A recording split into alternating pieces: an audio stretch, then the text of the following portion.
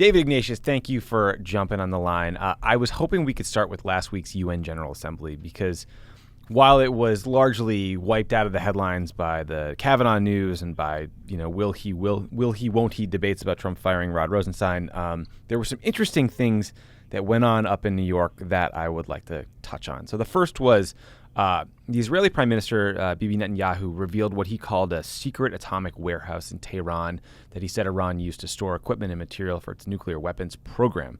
That announcement comes not long after the Mossad, who is the Israeli intelligence services, smuggled, I think 100,000 nuclear-related documents out of a different Iranian facility back in February.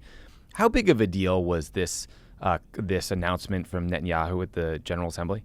I didn't think it broke all that much new ground. You have to wonder about Iranian security in Tehran. The Israelis seem to be able to make off with documents, equipment, everything in sight. The basic point that Netanyahu has tried to make, that the Iranians were seeking to build a nuclear weapon, that's now well established. Right. It goes to the question of the credibility of Iranian promises in the JCPOA, the nuclear deal, that they're going to stop those activities. But I didn't see a sort of fundamental step change in our perceptions of what Iran was doing. The Iranian Foreign Minister Javad Zarif called Netanyahu's presentation, quote, an arts and crafts show by a country that he says needs to come clean about its own nuclear program. Does he have a point? Is there a bit of hypocrisy there? How should we view this response? Well, Israel's nuclear weapons capability, on the one hand, is something that Israel has wanted the world to know about, but has always wanted to deny formally. They've liked to have it in this ambiguous state, but there have been many histories written about how Israel built nuclear weapons at Dimona many years ago and has its own nuclear arsenal. So I think it upsets the Iranians, but this is something that the Middle East has lived with now for decades. Yeah. I just don't think there's any way in the world that Iranian protests about this are going to change Israel's commitment to wanting and feeling it needs to have a nuclear deterrent. Yeah. Well, here's to hoping the Iranians never get a nuclear weapon. Also at the UN, Trump's National Security Advisor John Bolton gave this blistering speech warning Iran that there will be hell to pay if they cross us. But it was interesting to me that at the same time, there were all these rumors about maybe a possible meeting between Trump and the Iranian president, Mr. Rouhani. It seemed like, reading between the lines, that Trump's team was genuinely nervous that he might try to meet with Rouhani. Trump ultimately knocked down those rumors by tweets. He said, I have no plans to meet with Rouhani, maybe someday in the future. I am sure he's an absolutely lovely man, was the end of the tweet. What did you make of all that? Are Trump and his team on the same page when it comes to Iran? So I don't think that Trump and John Bolton are. Pompeo's a bit of a mystery, the Secretary of State. But you'd have to say Trump dropped the hanky, as it were, last week in New York in comments, tweets, and what I'm told he said privately to other leaders.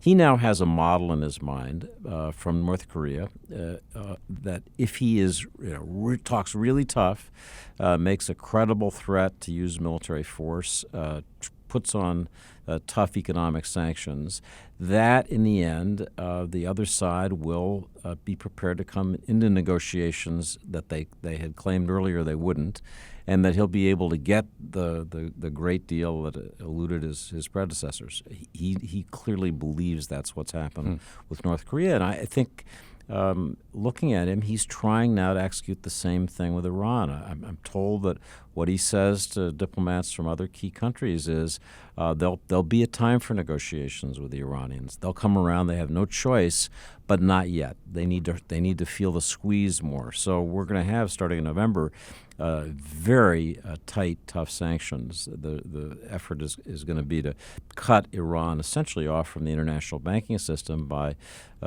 withdrawing the SWIFT payments exchange that allows Iranian banks to fund transactions. That really is going to hurt. Yeah. And I'm told by Europeans that there's not likely to be any way to stop that. So we are going to be looking, starting in November, at a much tighter squeeze on Iran, and it's clear from Trump's comments he thinks sooner rather than later that will bring them back to the table. I have to say, I kind of like hearing that. I love the thought of Trump being enamored with negotiations, because it feels like otherwise there would be an awful lot of momentum towards a regime change policy with respect to Iran. Well, Tommy, so the problem with this little mechanism that Trump has created is that it essentially is going to create havoc in the Iranian economy. Mm-hmm. The idea is to create severe pressure that forces the regime to negotiate with a country that it now thoroughly mistrusts after the withdrawal from the JCPOA.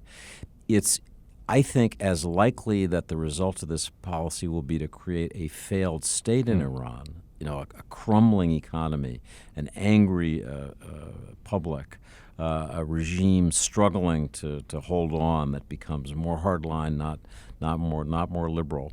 And you have to ask, given all that we've been through the last 15 years, is another failed state in the Middle East really something that's in the U.S. national interest? Maybe it will turn out the way Trump wants, that they'll feel the pressure, they'll feel the squeeze, and they'll say, okay, let's start a negotiation. We'll put on the table things we haven't been prepared to before. To be honest, that would be a good outcome. Who wouldn't be happy to see that? But it's a course that has all sorts of risks, and it assumes that Ayatollah Khamenei, who just hates the idea of compromising with America, is going to be prepared to compromise with Donald Trump because the pressure is so tough. Ugh. Like the Iranian economy, my hope is now crushed. But you're right. I mean, if your read on recent history is that regime change always leads to a good outcome, I think you're reading the wrong books. Another collapsing regime in the Middle East. Not hard great. To see that as really being not great. Being in our interest. You recently wrote a great piece about North Korea and how we might actually be starting to see a real deal take shape. It could include North Korea dismantling some test sites, its main nuclear weapons facility in Yongbyon. All of that would be conditioned on the U.S. taking some sort of reciprocal action, maybe getting U.S. service members out of South Korea over some time frame. I've been pretty skeptical about the Singapore summit actually accomplishing anything. And as recently as August, John Bolton was saying that North Korea had not taken any necessary steps to denuclearize. But are you starting to see more hopeful signs? So in the immediate aftermath of the Singapore summit, there was absolutely nothing specific. And the North Koreans just kind of played rope-a-dope, and Trump, in his enthusiasm post-summit blush, kept saying nice things. And I think people rightly said, wait a minute, there's nothing here in terms of substance. Then the administration began to get a little tougher, and a trip that Secretary of State Pompeo was going to make to Pyongyang was canceled. I'm sure that private messages were passed that were more serious, and over time, it appears the North Koreans began to say, okay, yes, we will allow international inspectors to come in and verify that we have destroyed one of our missile test sites. They hadn't done that before. They don't like inspectors. Then they said we would be prepared, if there were reciprocal U.S. gestures, to destroy their major nuclear facility at Yongbyon that you mentioned a moment ago. That was also interesting. What reciprocal concessions are they looking for? It appears that what they want is a declaration of the end of the state of war between the U.S. and North Korea, South Korea, et cetera. That is the track that President Moon of South Korea has been pursuing in his own bilateral diplomacy with Kim Jong-un, including this recent summit that they had. And my sense is that the U.S., the key negotiator is Pompeo, the Secretary of State, has been prepared to go along with that. The precise shape of the way the U.S. is going to phrase this, in effect, confidence-building declaration is still isn't clear. But I think they're ready to offer something, and that's probably going to be enough to move the ball far enough down the road that when there's another Trump-Kim summit, there'll be something for them to sign. Well, the good news is that Trump recently told us that he and Kim Jong-un had fallen in love.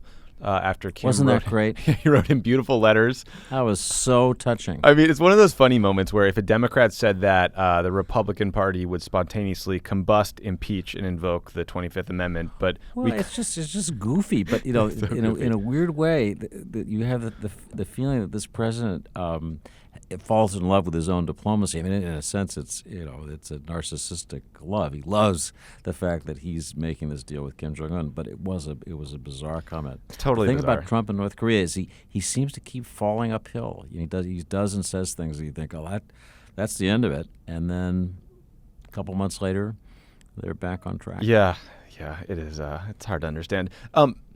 You mentioned South Korean President Moon earlier. I mean, if we're really scoring this thing, I mean, how much credit do you think President Moon deserves for the ongoing efforts to get to a peace process? So I think that in my book, Trump deserves credit for seizing the opportunities that have arisen. Mm-hmm. I'm for diplomacy on North Korea, and I think faulting the president for agreeing to the Singapore summit and other steps is just a mistake. But the people who have been moving the ball here really are the North and South Korean leaders, Kim and Moon. Kim, at the end of last year, made very clear in some speeches and government statements that he felt they had successfully completed their nuclear program. They had tested weapons and the missiles to deliver them, and they were now going to pivot towards an economic program that, in a sense, leverages their nuclear capability. Moon initiated his own fascinating bilateral diplomacy centered around the Olympics, inviting North Korea to be part of this Winter Olympic event show. And it ended up working out. And I felt in that period the U.S. was sort of dragged along with a North-South Korean diplomacy that initially it wasn't all that comfortable with. You remember when Vice President Pence went to the Olympics, and he seemed really, really uncomfortable. But in the end, that was the driver. And when the proposal for a summit between Kim and Trump was presented to the president, he said, "Yep." Well, the more I look into this, I keep hearing that Trump has been sending messages pretty much since the day he got into the Oval Office that he was ready for a summit meeting with Kim. That he, all that bluster talk was accompanied by private messages that he was prepared to sit down and meet with the North Korean leader. So I think this has been hatching a long time. But again, the decisive framers of these issues have been the North and South Koreans, not the U.S. The U.S. has been a receiver.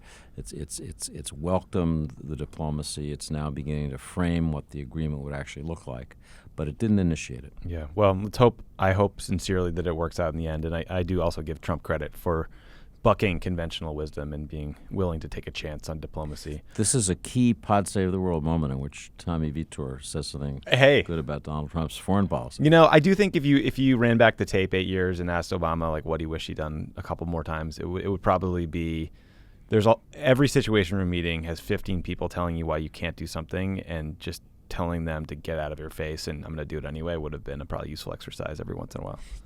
I just would add one thing, Tommy, from last week. I think one of the more outrageous things that went all but unnoticed was when Donald Trump said that if Barack Obama had remained president, there would have been a nuclear war between the U.S. and North Korea, because Obama was on the edge of pulling the trigger, I think he actually said. What Obama said to Trump, as we understand it, is this is a really serious problem. I've really struggled with this, and it's going to be the most important foreign policy issue ahead for you. For Trump to translate that into the idea that he saved America from the war that Barack Obama would have started was really, even by Trump standards, pretty amazing. Yeah, man, you're right. I saw that and I was like, come on, you're just lying. But what can you do? Another day, another press conference. That's right. 81 minutes. Last question for you about the UN. Trump gave this speech to the UN General Assembly that included a line about how he's accomplished more than any other administration in history of our country. And the assembled diplomats literally laughed. And when asked about it later, he said, they didn't laugh at me, they laughed with me. My question is, it was one of those moments where you just put your head in your hands, but do you think this reflected any sort of sincere expression of how countries may have changed their opinions about the U.S., or is it just a funny, maybe even silly moment with people not used to his bluster?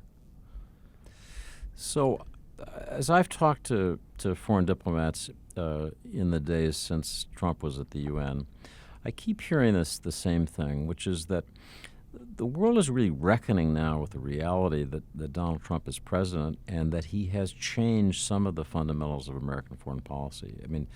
I think the reason there was that awkward laughter at the president's boast was, in a sense, people know how much he's changed, but to see it as a positive accomplishment for the U.S. that so many of our alliances are now more ragged than they were, that we've withdrawn from so many global agreements that really most of the rest of the world supports. I think that just made people laugh. Like, what are you talking about? Mm-hmm. But I think the problem for our country is that the rest of the world is now trying to figure out, okay, we never thought this could happen, but it's happened.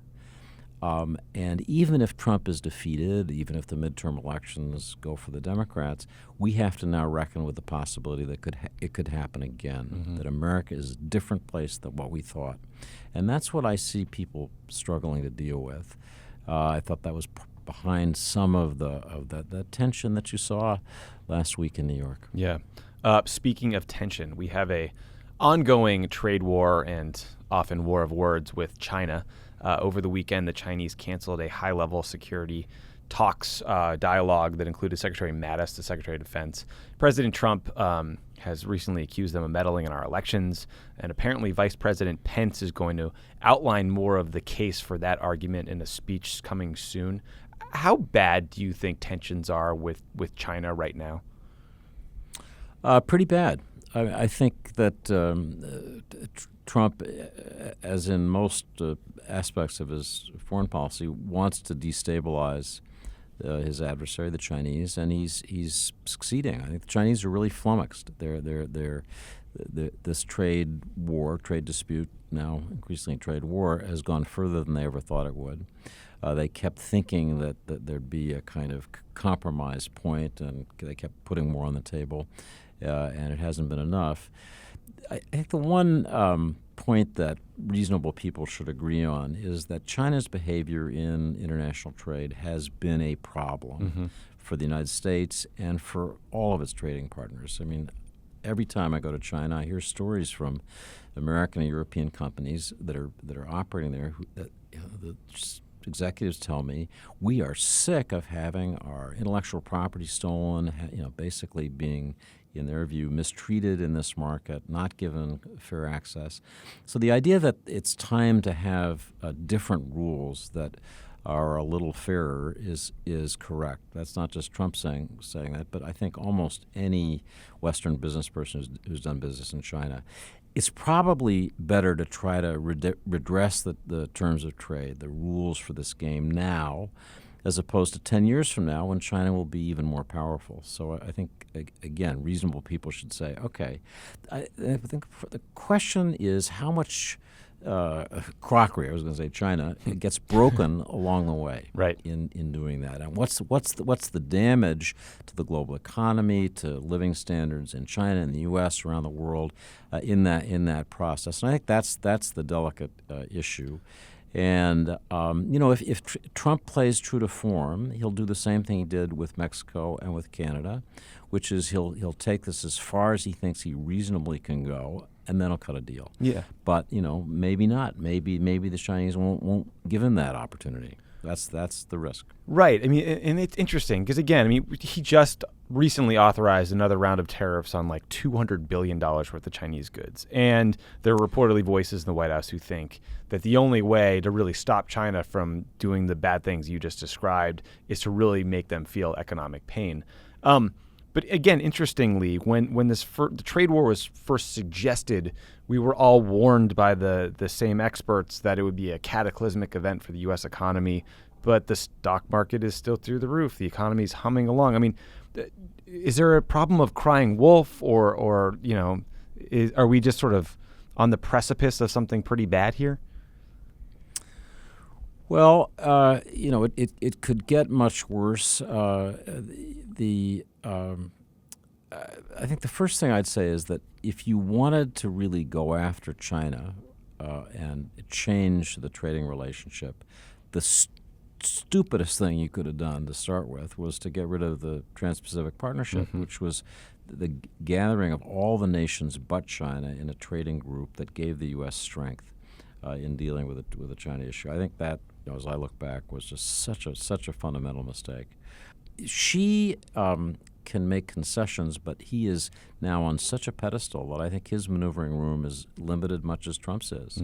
And, bad things happen when people back themselves into corners and keep, kind of doubling down, and all of a sudden there isn't any room left to compromise, and then you get cracks in the economy. I mean, our stock market has done great, but, you could get a crack, and then you could, it could accelerate. Chinese economy is a little more precarious than we sometimes think. There's so much debt overhanging the system, so there's a fragility here that we forget about. And when Trump just keeps making an announcement, another set of tariffs, you forget that the underlying set of relationships, economies do suddenly get hit with shocks. And we'll have quite catastrophic financial crises. We lived through one in 2008, 2009. We live with many in Asia. So let's just hope that we're not heading toward that we're instead heading toward a deal that will lead to better, fairer rules for trade with China. Yeah. You mentioned the TPP, Trans-Pacific Partnership. One of the things it would have done was update NAFTA. Trump actually announced a new version of NAFTA this week, the biggest piece of which seems to be renaming it the USMCA. But there are meaningful changes. He negotiated to increase the percentage of car and truck components that have to be manufactured in North America from about 62% to about 75% to qualify for no tariffs. Some see that to be a positive for car manufacturers. It also has to pass through our Congress, Mexico's Congress, Canada's Congress. I mean, did you think that the announcement or the update was meaningful, and do we think it has a chance of getting approved? I think yes.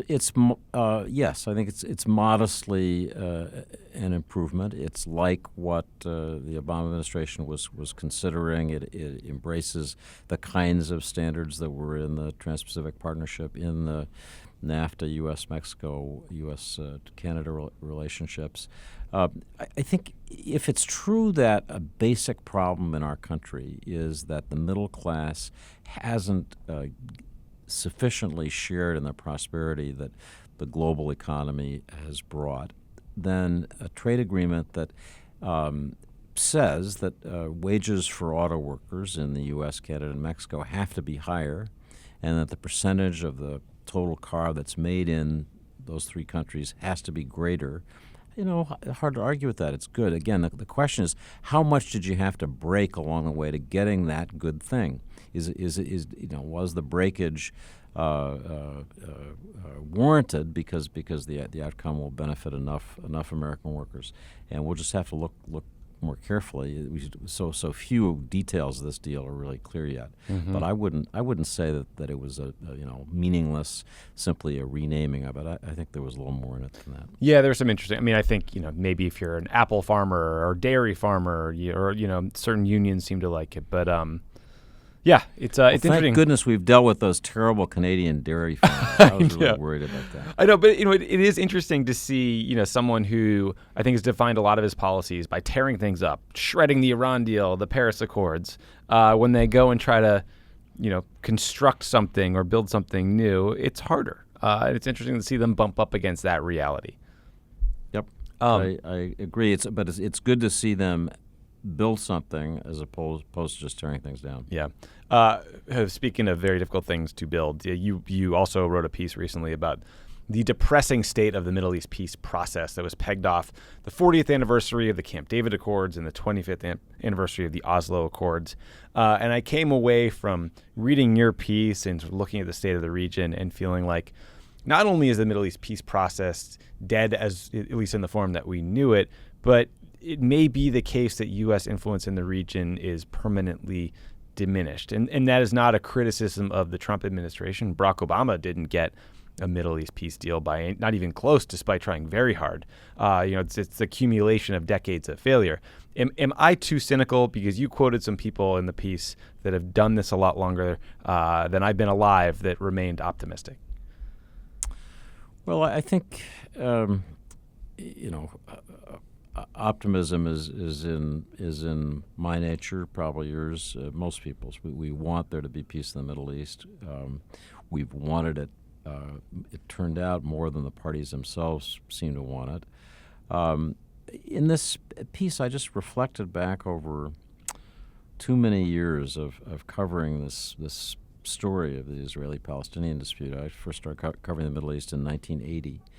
And again and again, as hard as the United States tried to bring peace, what I said in this article was that peace just kept receding.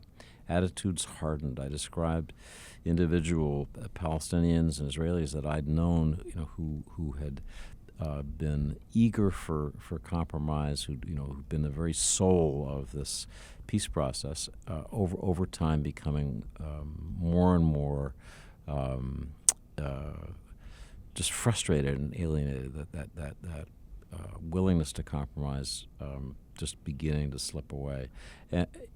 There's not much land left in the West Bank. When I travel the West Bank looking for how you'd create a viable Palestinian state there, man, I mean, it's harder and harder. The settlements do make a difference just in terms of the physical area that's available.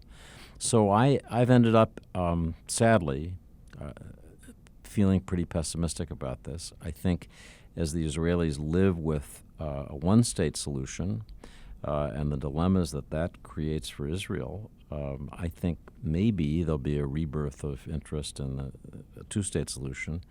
But I think for the next while, we're going to live with the reality that the peace process as we've conceived it is dead. Yeah.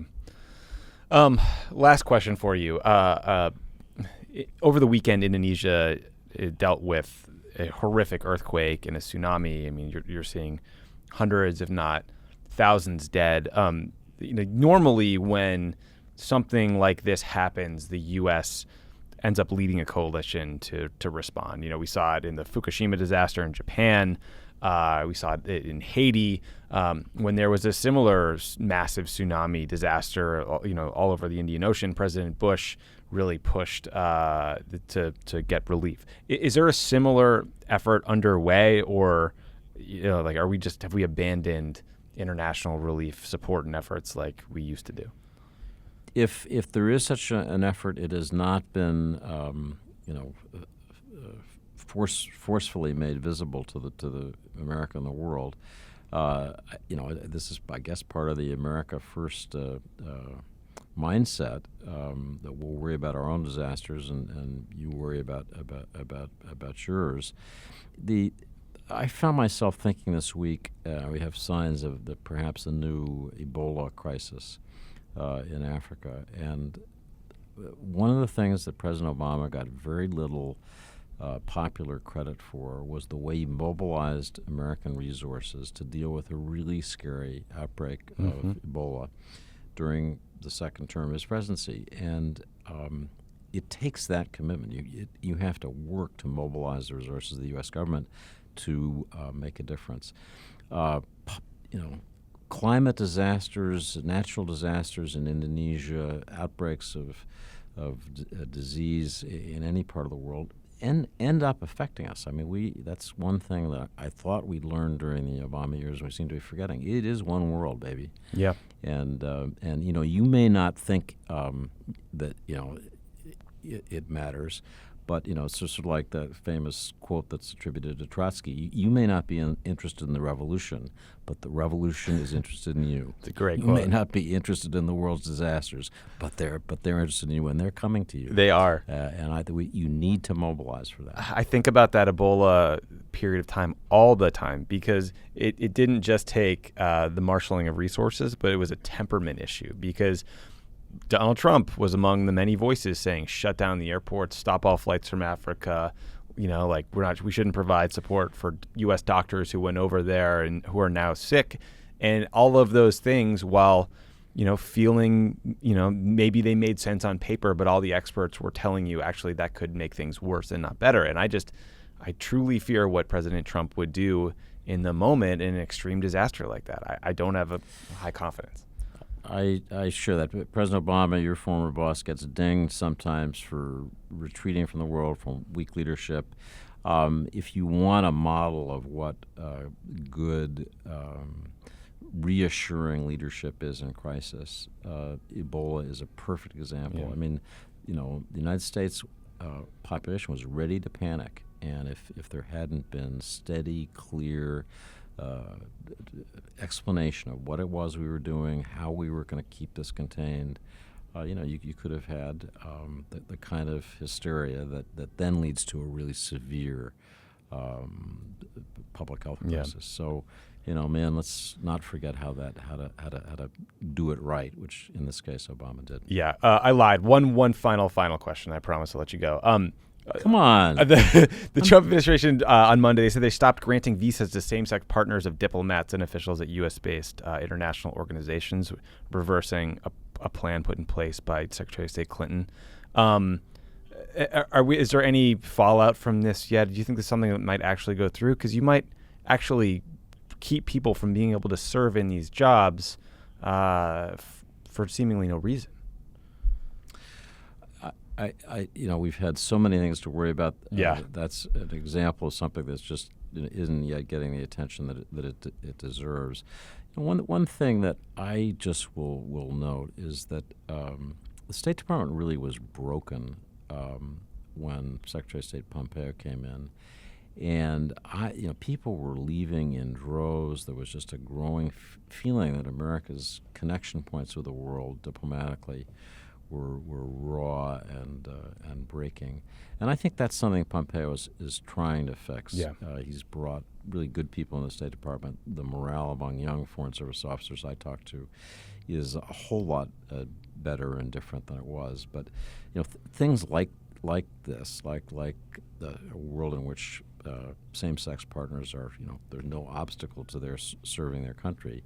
I mean, they're just essential for a modern country like ours to function effectively in the world. And this is one of those situations where we're only going to hurt ourselves if some of these the sensible policies get zapped. Yeah, agreed.